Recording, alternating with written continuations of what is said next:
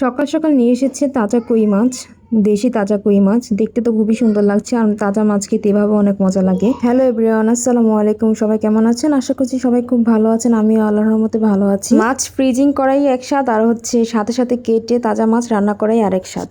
এখানে টুকিটাকি বাজার করা হয়েছে, করলা, বেগুন, ধনেপাতা। ধনেপাতাগুলো বেশিরভাগই পচা ছিল, তারপর যেগুলো ভালো ছিল সেগুলি বেছে নিলাম। আর মেয়েদের সারা জীবনে কাজই তো হচ্ছে, সকাল থেকে শুরু হয় সংসারে কাজ করতে করতেই দিন যায়।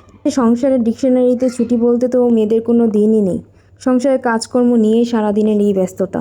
আজকে আমি রান্না করব হচ্ছে করলা ভাজি আলু দিয়ে, তাই আমি এগুলো কেটে নিচ্ছি। সব কিছু গুছিয়ে নিলে রান্না করতে বেশি সময় লাগে না। আর হচ্ছে কই মাছ বেগুন আলু দিয়ে রান্না করব। আর আমি সব কিছু একসাথে কেটে কুটে গুছিয়ে নিচ্ছি। গুছিয়ে নিলে রান্না করতে বেশি একটা টাইম লাগে না, ঝটপট রান্না হয়ে যায়।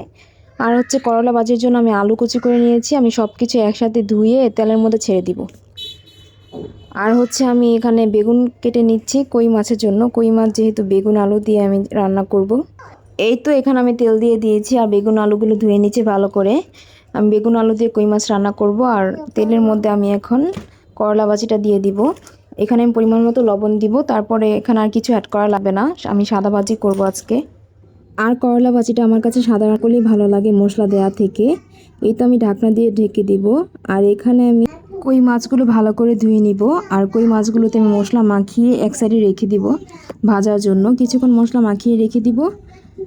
এই তো আমার করলা ভাজিটা হতে থাকুক। আর এখানে আমি হলুদের গুঁড়ো, মরিচের গুঁড়ো আর লবণ দিয়ে আমি মেখে রেখে দিব। কিছুক্ষণ রেখে দিব, তারপরে ভেজে নিব। সংসার জীবন এমন একটা জিনিস আমাদের মেয়েদের জন্য, সারাদিনে সংসার, স্বামী, সন্তান এগুলো নিয়ে তাদের কাজ করতে করতেই আমাদের জন্য যে একটা পারফেক্ট সময় দরকার সেটাই আমাদের দেওয়া হয় না।